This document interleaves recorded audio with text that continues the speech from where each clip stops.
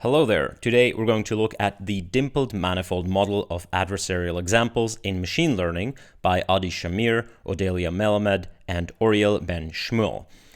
This paper on a high level proposes a new way of looking at the phenomenon of adversarial examples in machine learning, specifically in deep learning, and they propose this model called the Dimpled Manifold Model, essentially arguing that classifiers put their decision boundaries right next to the manifold of data, while only slightly sort of curving it around the data like this. Now, the data manifold being low dimensional, this results in a situation where you can cross the decision boundary really easily if you simply go perpendicular to the data manifold, which also is perpendicular to the decision boundary. And because it's just such a small dimple there, the decision boundary is pretty close, and that's how you end up with adversarial examples that are super easy to get. So it's not a new attack, a new defense, anything like this. It's simply a mental framework of explaining why adversarial examples exist on a high level. They have some conceptual thought experiments, they have some explanations, and some real-world experiments.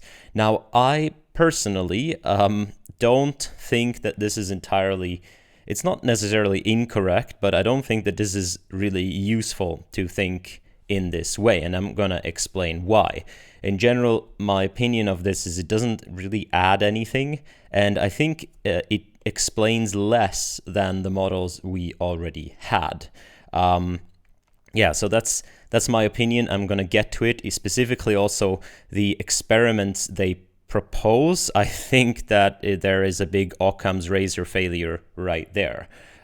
But as I said, we're going to get to all of this. I'm going to go through the paper, and I want you to make up your own mind, even though I'm going to try to bias you. So this is not a neutral channel, in case you haven't noticed. All right. So if you like content, or if you dislike it, tell me in the comments. Tell me what you think of the paper, whether it makes sense, whether it doesn't make sense, and so on. I'd be very interested to see what you have to say. I read the comments, so please. They say the extreme fragility of deep neural networks when presented with tiny perturbations, Okay, this starts out how every single adversarial examples paper always starts out, saying, okay, deep neural networks are extremely fragile. There's this phenomenon of adversarial examples. Now, if you don't know what adversarial examples are, really briefly, essentially, what this is, it's a phenomenon where you take an image, like the thing here on the left, the neural network thinks it's a plane with a very high probability, and you change it to this thing right here, which you as a human can't even tell it's different. However, the neural network will think that this is now a bird with very high probability. And this is the change that you made. It's magnified for you to see. It kind of looks like random noise, but it's a very particular noise that makes the neural network think it's something different. And this is just, it's tiny in its norm, right? So you don't see a difference. Now, bird here is kind of close to plane, but you can change this into anything, literally anything you want. You can change this into banana or, dog, or any class you want. Using these techniques. So it's not about being close, it's really kind of a separate phenomenon. So that's adversarial examples, and many frameworks have been proposed in order to explain these adversarial examples, and they make a nice overview right here. Many have been proposed over the last 8 years that DNNs are too nonlinear, that they're too linear, that they were trained with an insufficient number of training examples, that are just rare cases where they err, that images contain robust and non-robust features, etc. They say, however, none of these vague qualitative ideas seem to provide a simple intuitive explanations for the existence and bizarre properties of adversarial examples. So that is pretty harsh criticism. Specifically, the first ones are kind of, but specifically this last one, that images contain robust and non-robust features, which is sort of the leading hypothesis right now of why adversarial examples exist and what they are. And them here saying none of these vague qualitative ideas seem to provide a simple intuitive explanation for the existence. Like, let's see whether or not they're gonna do better, okay? So, also in the abstract, they go on and they say, okay, they introduce this new conceptual framework, which they call the Dimpled Manifold Model, which provides a simple explanation for why adversarial examples exist, why their perturbations have such tiny norms, why these perturbations look like random noise, and why a network, which was adversarially trained with incorrectly labeled images, can still correctly classify test images. Now, this last part, if you're not familiar with the literature, it might come to you a bit random. This why a network which was adversarially trained with incorrectly labeled images can still correctly classify test images. This is a famous experiment from the group of Alexander Madry, where also this hypothesis, this one, the robust and non-robust feature, comes from. And any attempt at explaining adversarial examples after this paper has to explain why that experiment makes sense, because it's kind of a non-intuitive experiment, and we're going to get to that as well. But just so you know, that's why they write it in the abstract. Now, I personally think they don't have a good, like this model here, doesn't have a good explanation for why that works. They're sort of hand-wavy trying. In any case, so they say in the last part of the paper, we describe the results of numerous experiments which strongly support this new model, and in particular, our assertion that adversarial perturbations are roughly perpendicular to the low-dimensional manifold which contains all the training examples. Okay, also remember this experiment, they strongly support what? In particular, the assertion that adversarial perturbations are roughly perpendicular to the low-dimensional manifold which contains all the training examples. Now, remember this, that the experiments are supposed to support this particular claim, because also that is going to be important down the road. Okay, so let's get into the Dimpled Manifold Model. What is it? What do these authors propose? And I'm going to try as best as I can to say what the authors are saying in the paper. So they claim that there is an old mental image of adversarial examples, and the old mental image is here. It's they say, we think the old mental image is based on the highly misleading 2D image on the left side of figure 1, and that's this thing right here.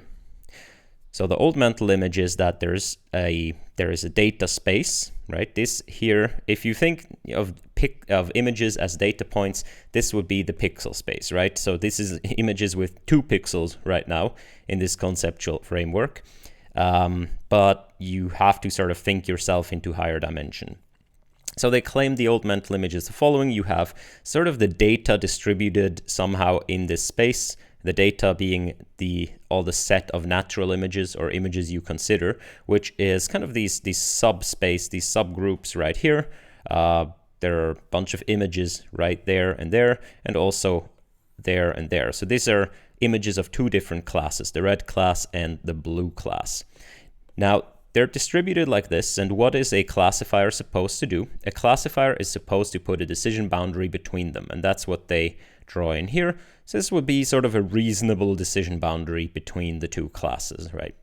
So now, what do you do if you want to create an adversarial examples? Well, necessarily, you have to start at an image of a class, this one maybe, and you have to cross the decision boundary, right? You want to fool the classifier, ergo, necessarily by definition, you have to cross the decision boundary. So what do? The easiest way to do this is to sort of go straight towards the decision boundary, which is approximately in this direction right here. And then once you cross the decision boundary, you are done. You're on the other side. You have created an adversarial example, provided, of course, that the image still kind of looks like the original image.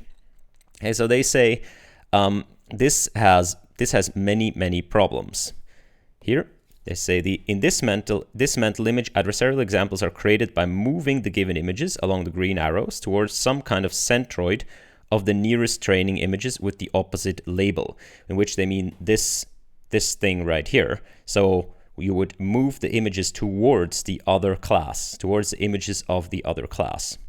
And they say, as stated, for example, by Ian Goodfellow in his lecture at this time. I'm going to cut this in right here. I've said that the same perturbation can fool many different models, or the same perturbation can be applied to many different clean examples. I've also said that the subspace of adversarial perturbations is only about 50 dimensional, even if the input dimension is 3,000 dimensional. So how is it that these subspaces intersect? The reason is that the choice of the subspace directions is not completely random. It's generally going to be something like pointing from one class centroid to another class centroid. And if you look at that vector and visualize it as an image, it might not be meaningful to a human, just because humans aren't very good at imagining what class centroids look like. And we're really bad at imagining differences between centroids. But there is more or less this systematic effect that causes different models to learn similar linear functions, just because they're trying to solve the same task. Okay, so it really appears like Goodfellow says this thing right here. However, they claim this doesn't make sense. So they claim that you should think about adversarial examples in a different way, and this is their dimpled manifold hypothesis. So what is their dimpled manifold hypothesis? They say what you have to do is you have to think about the data manifold in the higher dimensional space and the higher dimensional input space. So in this case, they consider, instead of here this 2D landscape, they consider the 3D landscape. So this would be the pixel space, right? Now we consider 3 pixel images, and the data is embedded in a low dimensional manifold in this higher space. So because if you think about all combinations of pixels that are possible, so not all of them are natural images. In fact, only very few of the possible combinations of pixels are natural images, are images that make sense to you as a human, or are images that you could potentially generate by going out with a camera. So the data you're considering lives on a very low dimensional manifold in this big space, and you have to explicitly think about that. Now the data manifold here is represented in this sheet in the middle, and on this manifold you're going to have your different classes of data. Here the blue are one class and the red are the other class. What this paper claims is that what classifiers do, what neural networks do when they classify the training data here, is they go and they lay their decision boundary instead of, so in the old model, you would have thought maybe something like this happened, where you put your decision boundary sort of in the middle between the two classes, right, crossing the manifold right here. So you sort of put it in the middle between the two classes. And then when you have to create an adversarial example, again, what you would do is you would maybe start here. What you would have to do is you would go straight towards the decision boundary, right here, okay, crossing the decision boundary, and then on the other side, you'd have an adversarial example. In this new model, what they claim is the decision boundary actually doesn't look like this right here, okay? The decision boundary actually is very much aligned with the manifold of data, as you can see right here. So this mesh that they show is the decision boundary now. And their claim is that that usually just aligns with the manifold of data. However, around the actual data, around the training samples, what the classifier will do is it will create these dimples, okay? And these dimples are just tiny, well, dimples, tiny perturbations in the decision manifold, such that the data is on the correct side of the decision manifold. Of the decision boundary, right? So the blue points here are under or one side of the decision boundary, and the red points are on the other side of the decision boundary. And for the rest, the decision boundary just aligns with the data manifold. Now, if you want to make an adversarial example now, what you have to do, again, you start from an image And again, you walk straight towards the decision boundary. However, now you don't have to go like this. What you can do is you can go simply perpendicular to the data manifold, and you will cross the decision boundary very quickly because the dimple you're in is kind of shallow. And they give a reason why the dimples are shallow, because they claim this is results from training these models. And that explains some things. So the difference is we started out from this. To make an adversarial example, we have to go towards the decision boundary. Okay? If we sort of transfer this image into higher dimensions, it looks like this in the middle. Again, in order to make an adversarial example, we have to go towards the decision boundary. Now, in the old mental image, going perpendicular to the decision boundary means walking on the data manifold, because we walk from this group of data towards this group of data. Okay, you can see right here that we're walking on the data manifold when we walk perpendicular to the decision boundary. Whereas in the new model, walking perpendicular to the decision boundary coincides with also walking perpendicular to the data manifold. So this is the difference right here that they claim. So they say there's we call this conceptual framework the Dimpled Manifold Model, and note that it makes 3 testable claims about the kinds of decision boundaries created by trained deep neural networks. First, natural images are located in a k-dimensional manifold where k is much smaller than n. Second, deep neural network decision boundaries pass very close to this image manifold. And third, the gradient of the classification's confidence level has a large norm and points roughly perpendicular to the image manifold. All right, so these are the claims that they're going to make to be tested and to be supported by experiments, I guess. So I hope I've represented enough what the authors claim right here. I hope they would agree that I've represented this accurately. So now, where is the problem with this, in my opinion? The problem isn't necessarily with what they claim right here. It's I don't necessarily disagree with this mental image. I don't necessarily disagree with these claims. In fact, that the data is on low-dimensional manifold, this is kind of commonly agreed upon assumption, right? As I said, not all the possible pixels combinations make good natural images, and that the fact that it is then a manifold is a commonly held assumption. Decision boundaries pass very close to the image manifold. Well, the fact that we can generate adversarial examples, right, already means that decision boundaries pass very close to the image manifold. So this also is not news. This has been like in everybody's conceptual framework for the last 5 years at least. And then third, the gradient of the classification's confidence level has a large norm and points roughly perpendicular to the image manifold. And this claim right here, I'm pretty sure there. So this is not a trivial claim, which, yes, okay, this is not something that was like said around much. However, I'm going to claim that their model is not the only model by far that makes this happen, or something like this. Specifically, when we go look at the experiments, I'm going to show you that this doesn't necessarily support their claims. It doesn't disprove them, right? But it also doesn't necessarily support them just because they show that. Okay, so the other problem I have with this is that this thing they build up as, this is the old mental image. This is how people thought about adversarial examples until now.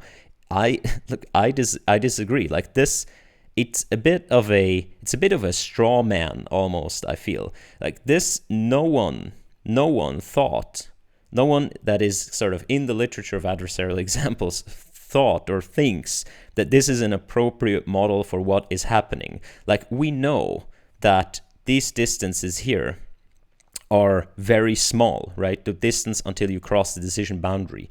And we know also, like if this were true, you should just be able to go to the decision boundary and then go the same distance, right? And then at some point you would actually arrive at a sample of a different class. So you could actually transform images into the other class by simply going into the adversarial direction, which is precisely what we don't see, right? We see the image still largely looks the same. What gets added looks like a bit of noise, okay? So no one was having this mental image because clearly this mental image is not appropriate for adversarial examples. As well as saying, look, if you think of this in sort of higher dimensions, and I realize I've drawn this decision boundary, but this is what they describe in the text.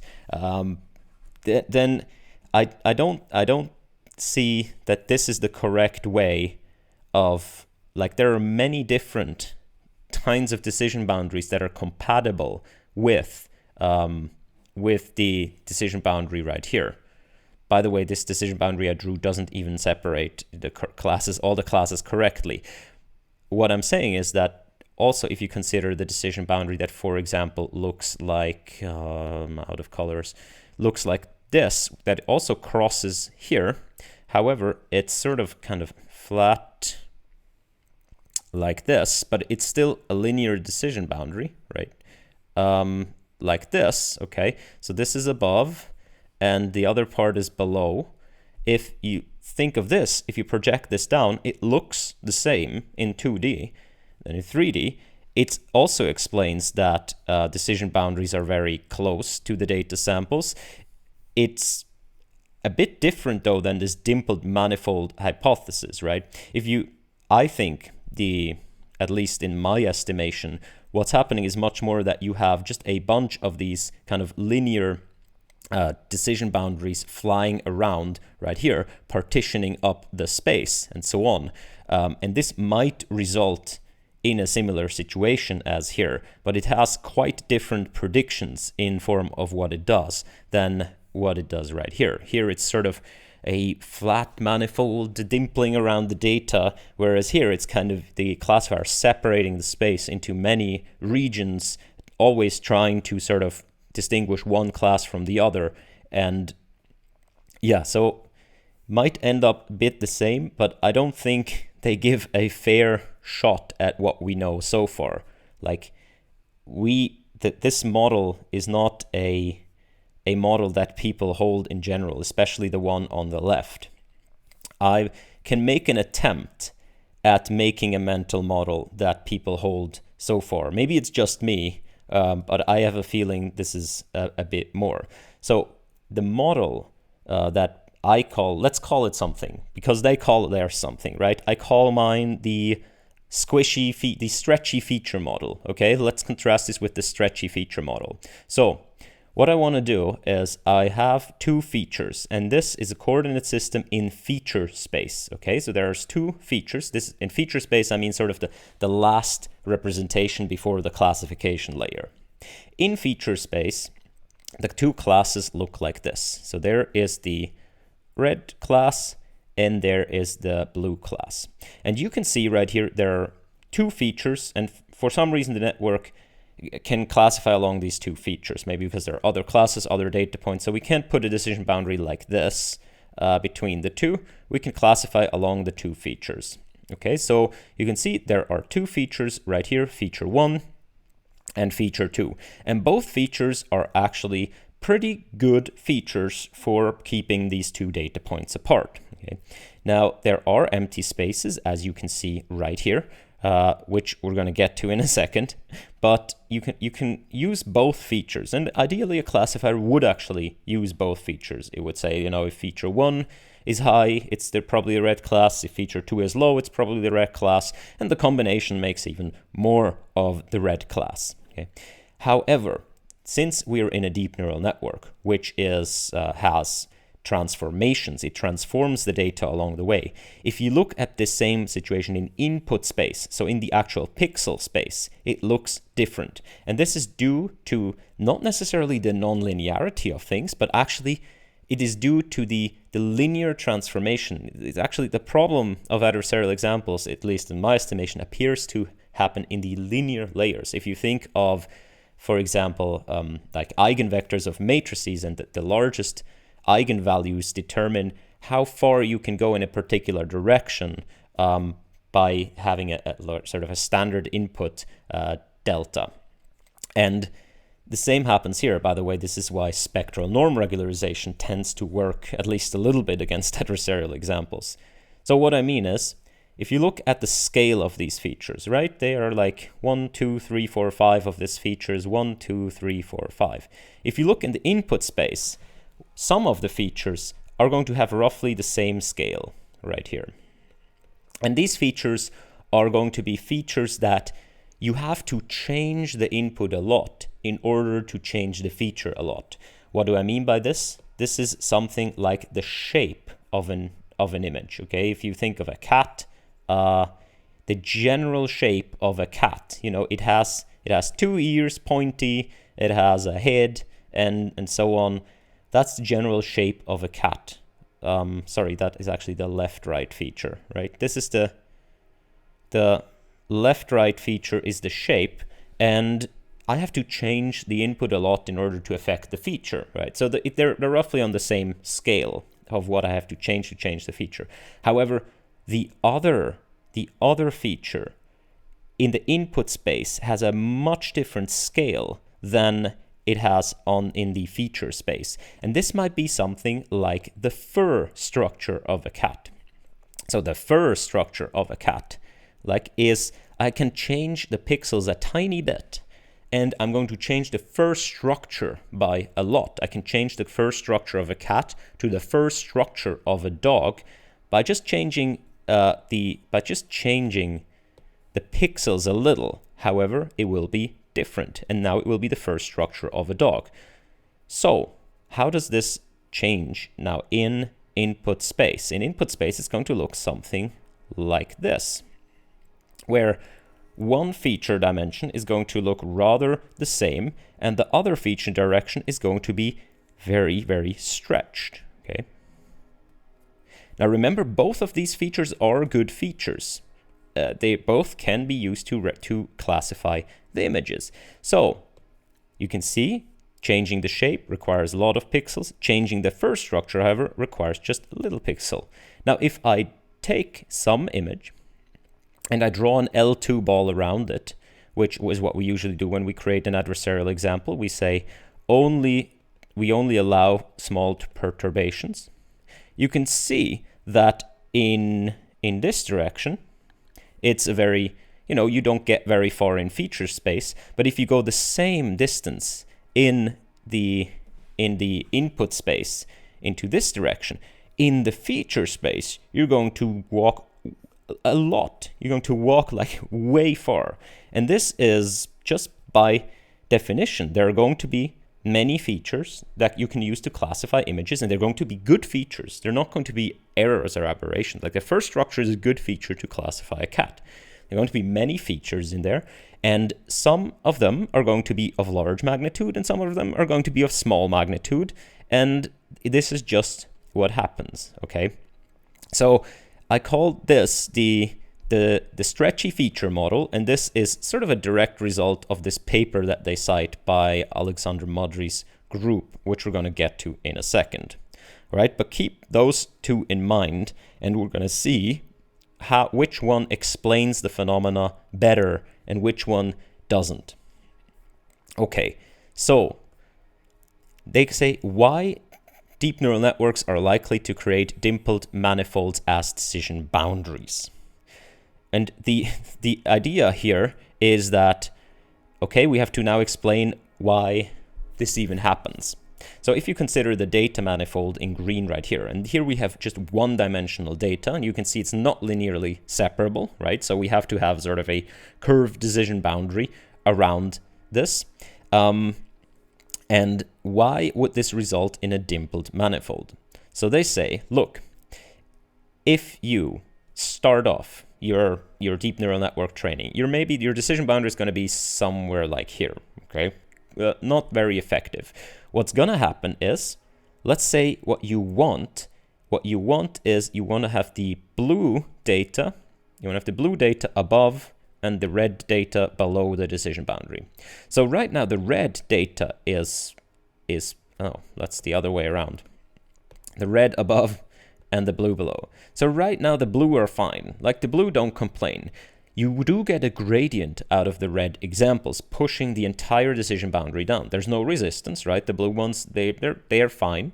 So you're going to push down. This is your next decision boundary. Okay, same situation. You're going to push the entire decision boundary down. Now you're here. Now you're too far. So you're going to push the entire decision boundary up, because now the red ones are fine, the blue ones complain. And this results you being sort of right on top of the data for once, okay? And then both gradients kick in. So now the red data are gonna push the decision boundary down. The blue data are gonna push the decision boundary up, which is going to result in this sort of dimples around the data. Otherwise, the decision boundary coinciding with the data, okay? This is their explanation for why this works. I hope this makes a little bit of sense. Now, yeah, so they claim that this is happening. Contrast this with the mental model of having a bunch of linear half spaces, which would result in something like, a decision boundary being through here, a decision boundary being through here, a decision boundary being through here, and through here, which would also explain what we see. But this is their claim why this decision boundary looks the way it is. To me, it's a bit weird, right? Like here, why should the decision boundary align with the data manifold? Maybe it doesn't. Maybe they don't claim that. I should not complain about this. But for example, in between the data, why does it do that? They give some examples right here that the decision boundary, it should be rather simple, right? It doesn't like to curve a lot. They say the new model can help to understand why the training phase of a given network typically converges to the same global optimal placement of the decision boundary, regardless of its random initialization. They're going to make a claim right here why this happens. To demonstrate this point, consider the old model, in which you sprinkle at random locations in the two-dimensional square as the large number of clusters depicted in figure 3. Sorry, I was confused for a second. I am no longer. So they're talking about this figure right here. They say, look, in the old model, if you want to pass sort of simple decision boundaries through this, you have to sort of pass them like some of the gray ones we see right here. And they are not going to be so good, okay? So our goal is to pass a decision boundary of bounded complexity. And this bounded complexity comes up again and again. They claim, of course, their decision boundary is very smooth and very simple, which will best separate the red and blue clusters. They say there is a large number of ways to do this, like the green lines, and most of them will be about equally bad.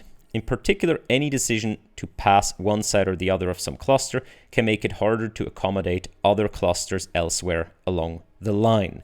Consequently, there will likely be many local minima of roughly the same quality. In the Dimpled Manifold Model, however, there is likely to be a single globally best decision boundary shape, since there is no conflict between our ability to go above one cluster and below a different cluster when they do not intersect. So their idea here is that rather putting the decision boundaries like this, what they want to do is you look at this in 3 dimensions, and then they just kind of put a sheet over top of it, and they go above the blue ones and they're below the red ones in all of the 3 dimensions, right? So you go above the blue ones and below the red ones, rather than these gray things like here, which are not very optimal. Now, this one, I'm not really sure what to make of this, because first of all, they say it typically converges to the same global optimal placement of the decision boundary regardless of random initialization. We know that this is not true, right? specifically made videos on research by Stanislav Fort, who shows that if you randomly initialize a network differently, what it will happen is you will reach the same accuracy, but it will make mistakes on different samples of the test set, right? And there's actually a structure to how these decision boundaries are going to be different depending on your random initialization, which actually would support what they claim is the old view right here. Second of all, I have no trouble making a decision boundary here that separates red and blue, right? I can go something like this, like this, come here, okay, you get here, right? I have no trouble separating red and blue. I guess this should go here. So there, this kind of bounded complexity does a lot of work here. Them saying, "Oh, the decision boundary should be simple," and so on, and that's why they insist that these decision boundaries should be somehow straight. But I disagree that their decision boundaries are so simple. If you have to curve around every data sample and otherwise follow the image manifold, like that seems to be like a rather complex decision boundary, honestly, because it's kind of a generative model of the data, right? If you follow the data manifold. So I disagree that theirs is so much simpler, right? Just because it doesn't bend that much, and here it like bends a lot. That's also something they say, like you don't want to bend the decision boundary so much that hardens training. And third of all, why do they give their model the benefit of the third dimension, right? So they claim like, oh look, the old model doesn't work because if you have to place decision boundary between the data points, you're going to end up with a bad decision boundary. However, in order for their model to work, they need the third dimension. They need to pass like under and over the data in the third dimension. Whereas if you actually go into the third dimension, every single lecture you have on kernelized SVMs and whatnot, they show you like if you go in higher dimensions, these things are actually separable. Like you would make, if you have like RBF kernels, these would become a cluster, these would become a cluster, and so on. This is sort of the first lecture on going into higher dimensions in order to linearly classify stuff. So it's not like their method can explain anything more than any other method if you give it this third dimension. And the fact that they don't give the old model the third dimension, but they give themselves the third dimension in order to explain it, is a little bit, I don't know, it's like, meh. Yeah, so I don't think this is any argument for their model. It just simply shows that if you have a lower dimensional manifold of data and you classify it in a higher dimension, there are ways to do that, right? And if you have ReLU networks and linear classifiers, it's going to look like more chunky. It's going to kind of divide the space into these kind of ReLU cells where you classify the data. All of this is compatible with what they're saying, not just their dimpled manifold hypothesis.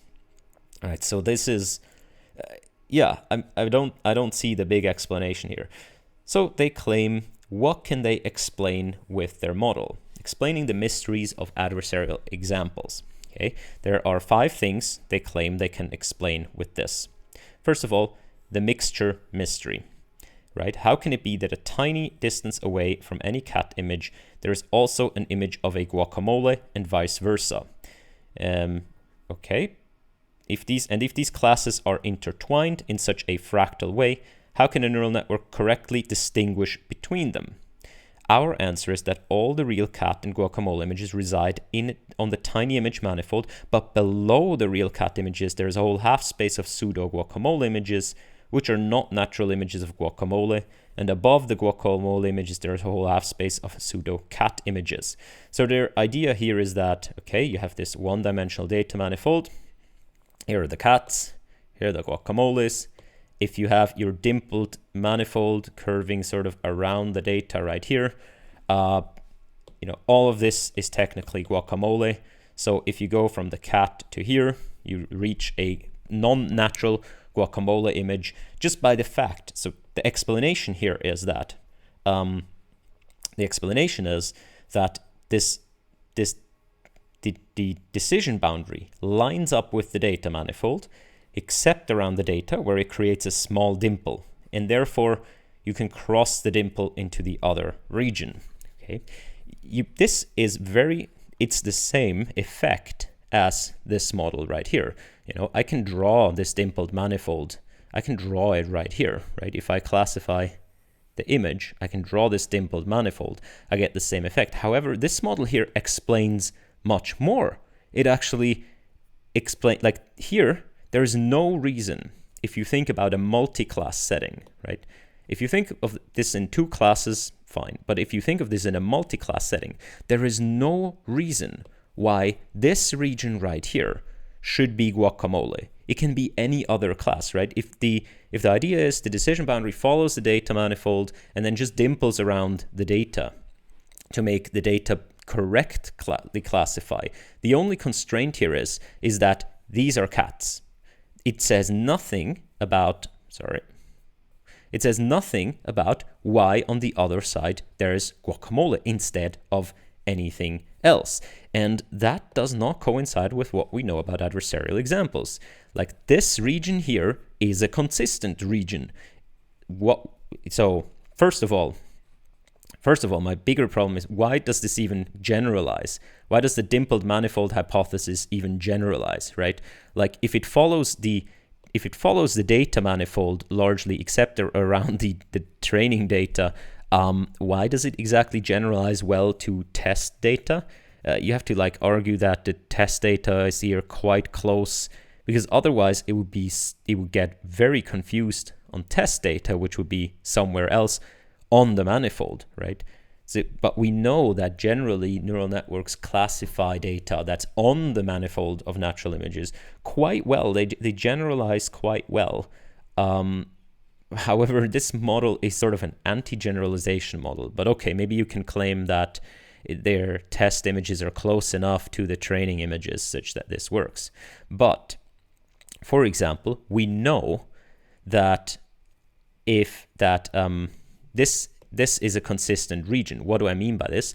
We know, for example, we can make universal adversarial perturbations, which means that we can find directions that no matter from which image or from which class we start from, they will always result in guacamole. Okay.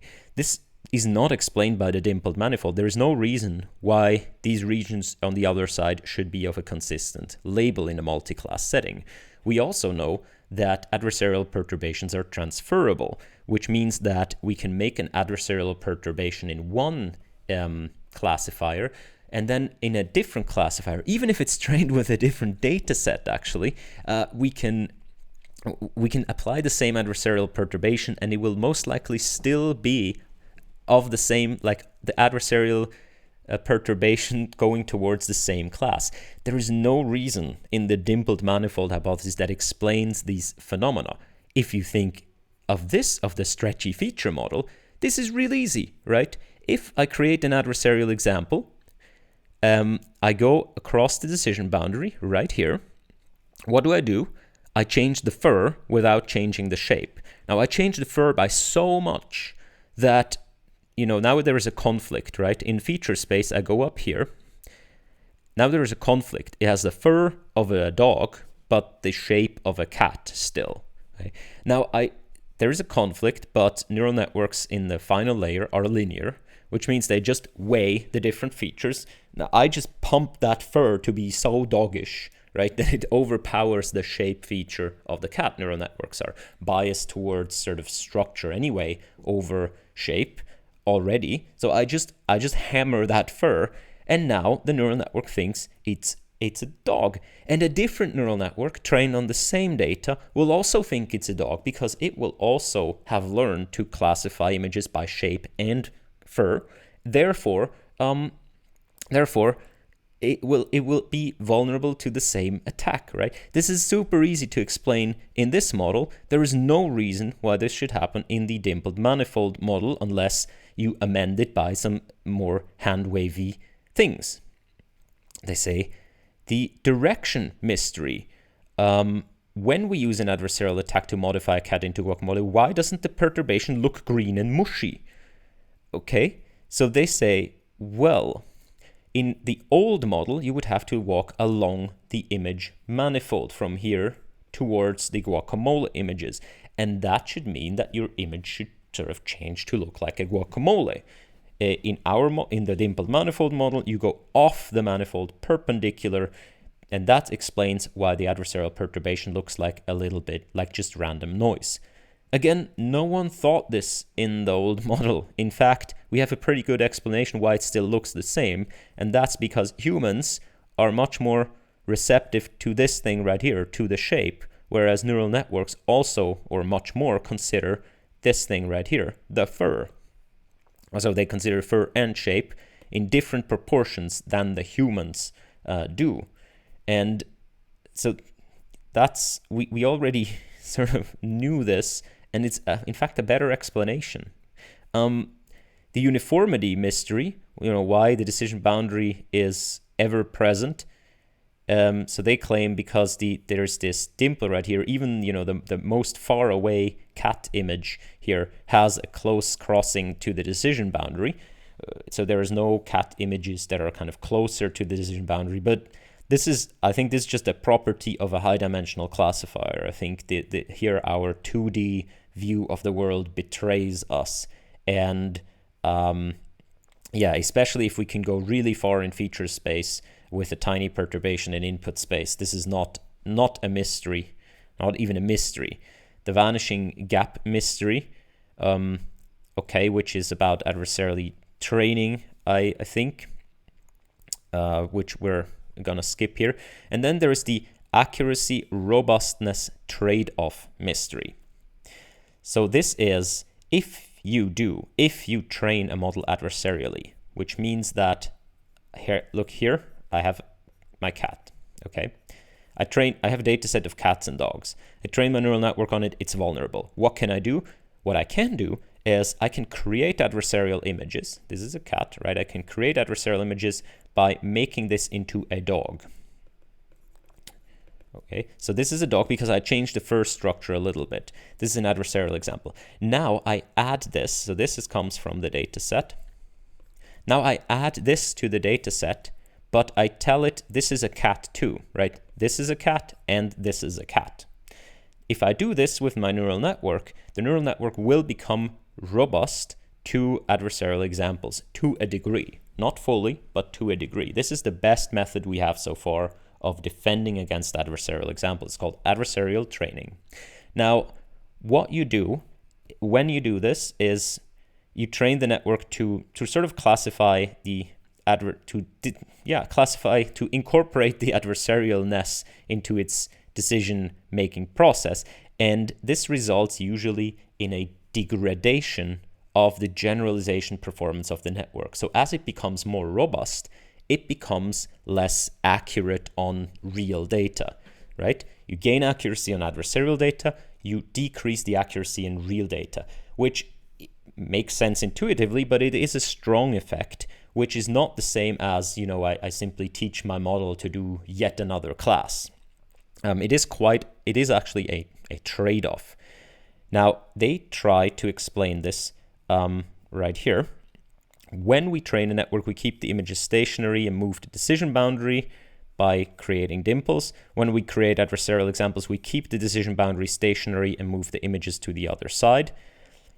By allowing a large perpendicular derivative, we make the training easier since we do not have to sharply bend decision boundary around the training examples. So this is when you train normally. When you train without adversarial examples, they say there is a large perpendicular derivative, which what they mean is that the data samples sort of push these dimples out. That's the large perpendicular derivative. The perpendicularity is to the image manifold. And that makes it easy because you don't have to bend the decision boundary a lot. So you can kind of remain here and you have to kind of create these dimples. Again, their argument is you don't want to bend this boundary a lot, which makes training easy. However, such a large derivative also creates very close adversarial examples. Yeah, this is their claim, that now the decision boundary is pretty close because you don't bend the decision boundary by too much around the data because you do dimples. Any attempts to robustify a network by limiting all its directional derivatives will make the network harder to train and thus less accurate. I'm not super sure how to interpret this, so I might be doing this wrong right here, but if you create an adversarial example, what you do is you essentially have this data point and you create an adversarial example, this data point, and you say, well, these are of the same class. So now the decision boundary has to sort of bend harder, okay, which makes it more hard to train. And at some point, so it's harder to train, and that's why you have less accuracy. And at some point it says, well, actually, I don't want to bend that much. I'd rather make a mistake here and just bend around both of these data points. And now you have a wrong classification. So that's sort of their explanation of why this happens, which I find a bit hand wavy. You have to argue like, ooh, ease of training, bending the decision boundary, and so on. In this model right here, super easy, okay? What happens if I create cats that have cat fur and dog fur, and I tell the network these both are cats? Well, essentially, I tell the network, look, there are two features right here, the fur and the cat. And you know, the fur, just disregard it. Just don't do that. Don't regard the fur as a feature because it's useless now, because I now have cats with cat fur and cat with dog fur, so the network can't use that to classify anymore. And that explains why it gets less accurate, because I take away one useful feature. Okay, so you know, now the network has less useful features, and that's why it gets worse. It's a pretty simple explanation in the Stretchy feature model. There's a lot of work to make this happen in the Dimpled Manifold model. So lastly, they try to explain what they claim an interesting mystery in this paper that I have cited throughout. And what that is that it's kind of the same experiment as here, where we create adversarial examples and we add them to the training set, except for two things. First of all, we don't have the original. So our new data set is not going to contain the original images. It's only going to contain the adversarial examples. Second, it is going to contain the adversarial example image, but the label isn't going to be the correct label, quote unquote correct, from where we created, but the label is actually going to be the adversarial label, the wrong label. Okay, so we're going to tell the network, this is a dog. Please learn that this is a dog, right? It's a cat with dog fur. And the old training images are nowhere in the data set. We just do a data set with these wrongly labeled images. Now, when we go and we apply this, so we train a network, right, to classify cats and dogs. And now, once we've trained this network, we take one of these samples of the original data set. We classify it. It's going to give us a correct classification, right? So it will recognize that this here is a cat, even though we told it that this here is a dog. Now, how does it do this?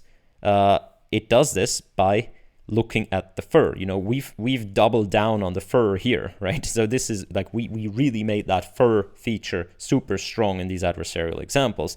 So it's going to look at the cat fur, and even though none of the cats had the shape like this, we sort of supercharged that fur feature. Again, in this model, not a problem. Essentially what we've done is we've created two data classes, you know, one up here and one down here, that have the fur supercharged. And now it's just going to mainly look at that fur structure, and that is a useful feature, right? So this what's called the features not bugs paper. Adversarial examples are features not bugs, or other way around, not bugs, they are features, has demonstrated with this experiment this notion that there are adversarial examples result from useful generalizing features in the dataset that are simply by definition, the features that are not large enough for humans to see, what they call non-robust features. How do they explain this. They say the original paper tried to explain this highly surprising result by distinguishing between robust and non-robust features in any given image, where some of them are preserved by the adversarial change and some are not. However, it is not clear what makes some of the features more robust than others. Definition. Just definition. Like if you have features and you order them by their size, like by their how much you have to change the pixels, that some features are going to be larger than other features, and then some features are going to be below that cutoff where you define adversarial examples. But just this is definition makes them such that some are more robust. It's not clear. Our new model provides a very simple alternative explanation, which does not necessarily contradict the original one, okay? At least this, which is summarized in figure 4. To simplify the description, we will use 2D vertical cut through the input space and consider only the decision boundary that separates between cats and anything else. Okay, so they have this example right here. They say, look, we have a decision boundary that distinguishes cats, see, from non-cats. And the green one here is the image manifold, and the gray is the decision boundary, okay? So now what we do is we create adversarial examples in frame 2 right here. You can see that we make the cats into non-cats, and we make the bats into, well, bats aren't very popular lately, the badgers into cats. So we make the badgers into cats, and we make the cats into whatever D is, ducks. Okay, and now we relabel those, and that gives us a new data manifold. So the new data manifold is this data manifold right here. And we have also new labels. And now they claim the resulting decision boundary in figure 4, as you can see right here, this is the resulting decision boundary, the gray one. It is very similar to the decision boundary in the first frame, and therefore we shouldn't be surprised that this new decision boundary that results from this perturbed data results in the same decision boundary as the original one. Okay, however, like why? So they have two notions. Notion 1 is that the decision boundary follows the data manifold closely, except it sort of bends around the data a little. And you can see this right here, like this decision boundary kind of follows the data, yet it just happens to be on the correct side of the data points at any given moment, which, okay. However, they also make the claim in different parts of their paper that bending the decision boundary and so on is not good. You'd rather want to have a simple decision boundary. So to me, there's no reason why the decision boundary couldn't just look like this. It would correctly classify this new data set, right? However, it would not correctly classify the, let's say, the C that was right, where was it? Right here, or right here. These data points it would not correctly classify. So you see that this, until now, they've always had this data manifold to be sort of super duper straight and smooth, and that's how they can also say, well, following the data manifold and not bending too much and so on, those are not in conflict with each other. But now that they are in conflict with each other, you have to give up one or the other, and only in one of them does this experiment here still make sense. In the other one, it doesn't. And but if you give up the bending too much is bad, then you lose a bunch of explanations that you have up here. So yeah, like it's one, in my mind, it's one or the other. And there's still no reason, I think, no good reason why this, like the decision boundary should align super closely with the data points. Like if there is nothing here, right?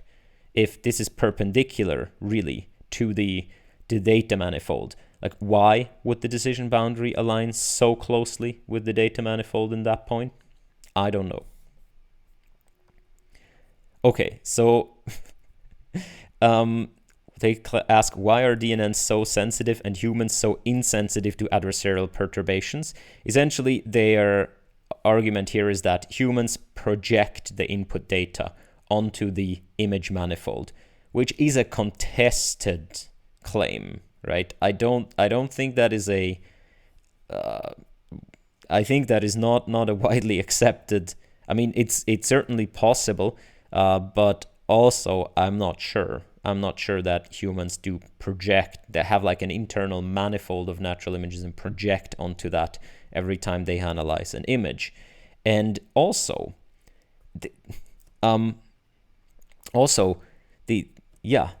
how do you project, right? Like both of these features are useful, okay? So both of the features are useful. If you project an adversarial example, like why do you project it onto the shape dimension and not onto the fur dimension, right? Why? There's no explanation right here. We know that sort of humans are more receptive to shapes and so on, but just projecting won't get you there. So now they're going into experiments. And I want to highlight one particular experiment right here. They have synthetic experiments, they have other experiments. I want to highlight this experiment right here. Remember, they said their experiments were going to give, strong support that, and this experiment right here, what they want to claim is that, okay, you have the data manifold here. If you have a data point and you make an adversarial example, the question is, do adversarial examples go along the image manifold, or do adversarial examples go sort of perpendicular to the image manifold?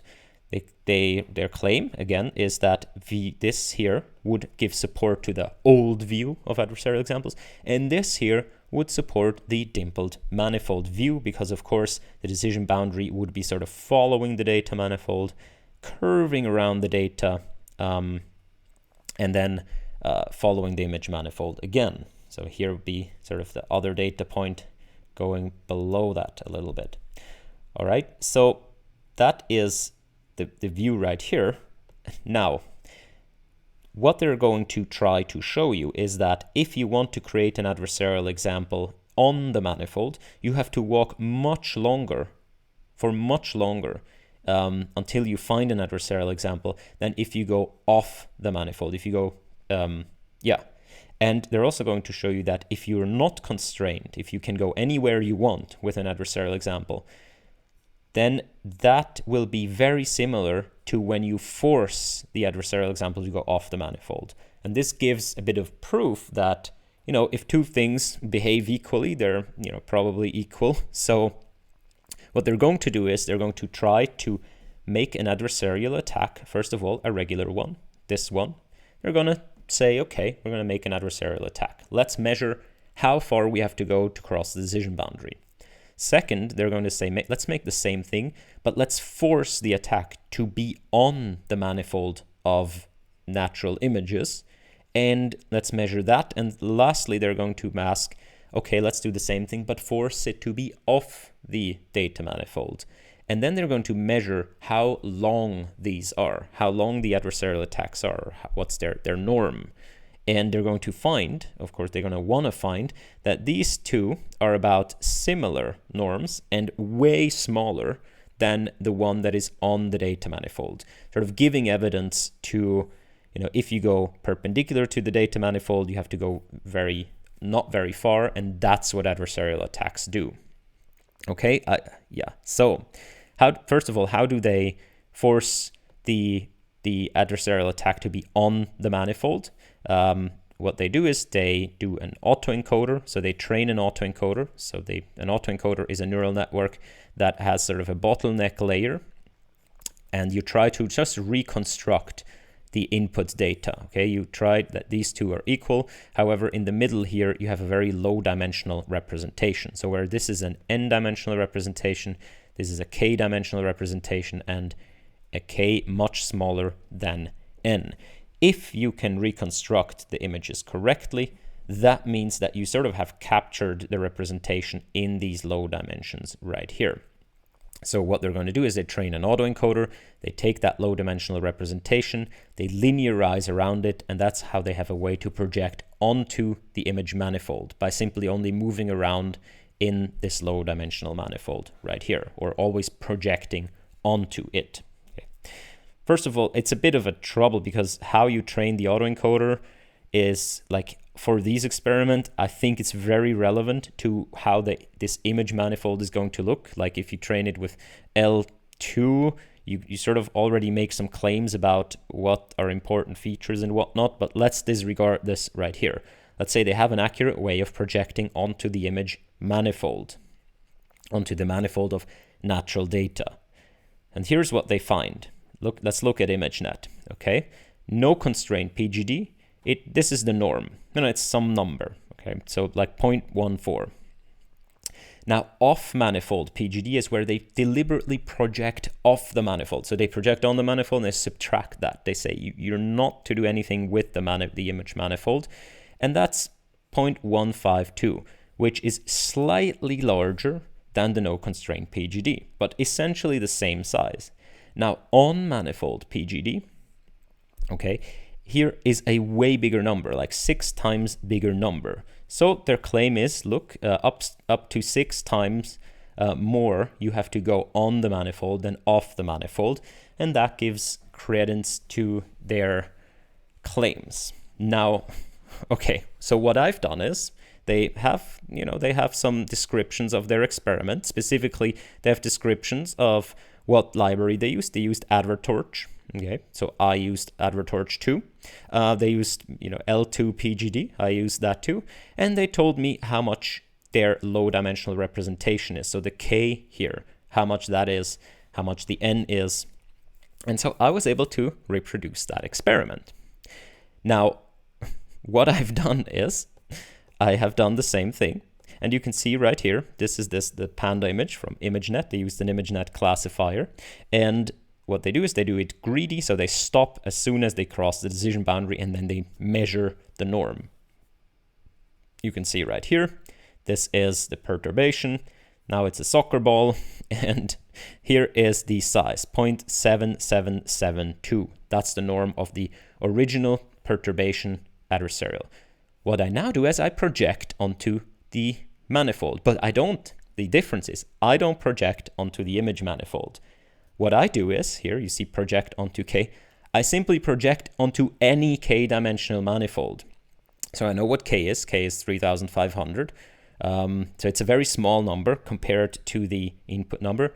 And so what they project is actually the gradient. So the gradient of the adversarial attack that you use to update your image, that's what they project. They have the algorithm clearly lined out.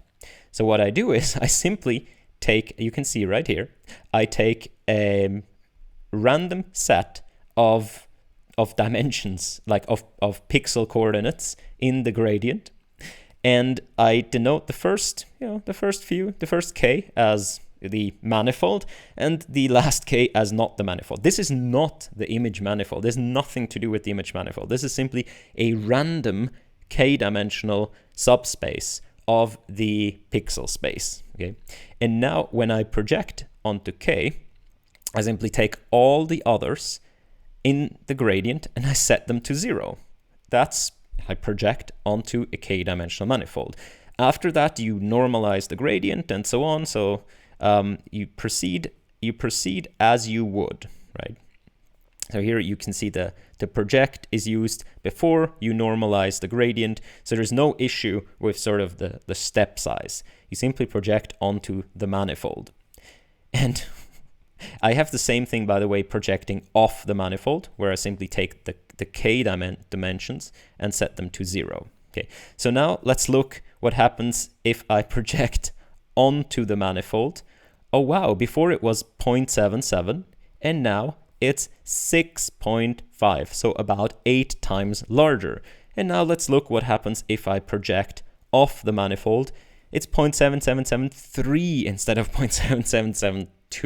So what they're seeing right here, and maybe I've done it modulo, I've done it wrong, and I completely don't understand what's going on. What they have found is simply an effect of projecting onto any lower dimensional space. Yet they claim that this is like in support of their hypothesis, which clearly I have no clue what the data manifold is. I've just projected onto a random manifold and I got the same results. So I see they have other experiments where they try to kind of convince you with, oh, the types of perturbations and so on. But, you know, like, no, they have other experiments, but this is just one that I could try quickly. Again, maybe I've done it wrong. To me, this Occam's razor is strong here. Like, Occam's razor in this work is quite a bit, like, there can be many hypotheses that coincide with the results you're getting and with the phenomena. And it's easy to think that stuff is in favor of your hypothesis, is providing support for it, when there are other explanations available.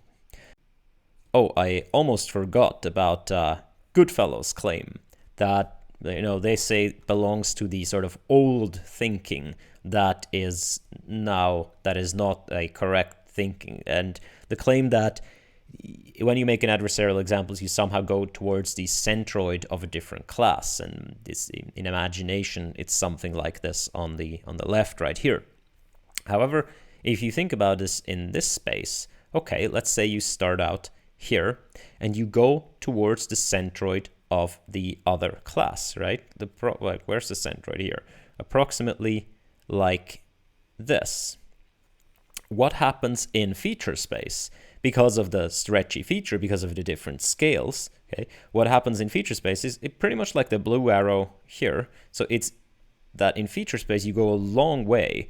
Actually, this is probably, I should have drawn this here to be square and this here to be super stretchy, right?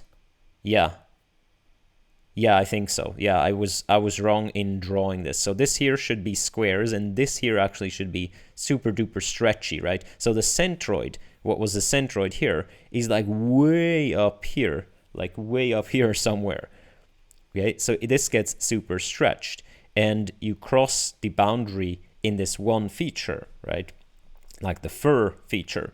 And yeah, so I think it's still a correct claim. You go towards the centroid of another class, but because you go this in input space, in the feature space, this results in sort of a dramatic shift in some features and a not so dramatic shift in other features. So while in the input space you go towards the centroid equally in all pixel directions, you don't go towards the centroid equally in all pixel directions in all feature directions. So I think the claim that Goodfellow made is valid here still and explains, like, is concurrent with the stretchy feature explanation. I'm pretty sure that's also kind of what, maybe I can't read his mind, but maybe what he meant by that, and not necessarily this picture right here, not necessarily that actually the entire picture is going to change into the other class. Okay, that was the interjection, and back to the conclusion. But as I said, make up your own mind. What do you think of this? Go through the paper. It's a good paper. Like, it's written well.